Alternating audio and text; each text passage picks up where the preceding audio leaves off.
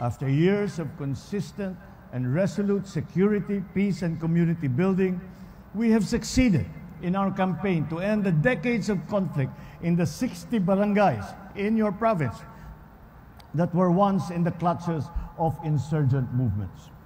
We have successfully dismantled the key leadership of the former insurgents operating in Misamis Occidental, which have now led to their reintegration into society.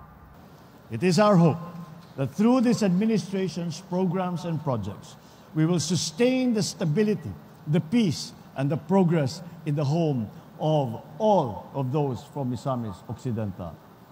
I ask the local government units of Misamis Occidental to intensify collaboration with various government agencies, partners, and other stakeholders to thwart any posturing or coming back that terrorist groups or any of their financiers or supporters may still be contemplating.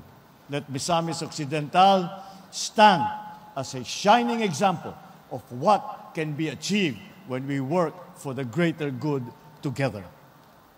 With us perpetuating the peace efforts that we made here, I know that soon we will be able to declare the entire country, the entire republic as insurgency-free.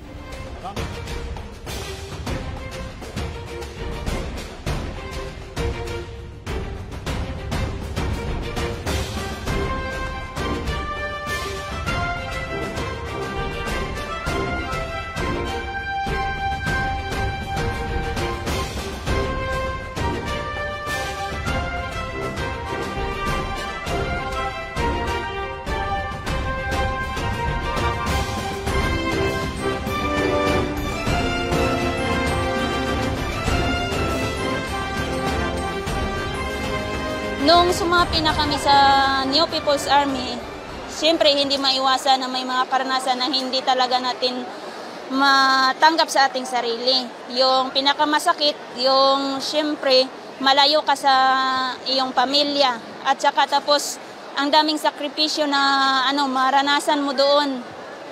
Tulad ng gutom at saka yung paakyat-akyat ng bundok at saka tinutus ng mga military. Naranasan ko na mas ang pagsali pala ng New People's Army ay hindi pala maganda.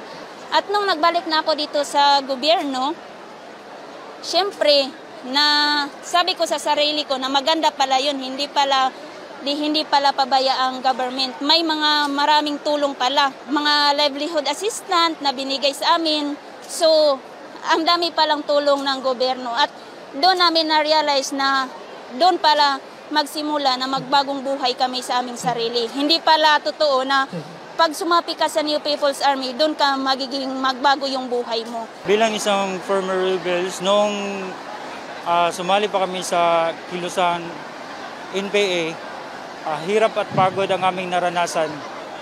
At lalong-lalo na napakamahirap nang mawalay sa pamilya. Ako po ay taos-pusong nagpapasalamat sa mga programa ng ating gobyerno na ipinapatupad nila dahil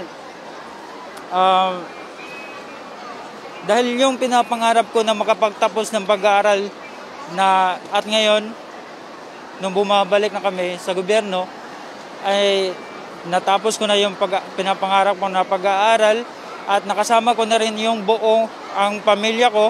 At sa mga programa at sa mga ayuda na ibinibigay, yung mga ICLEI livelihood na ibinibigay ng ating gobyerno,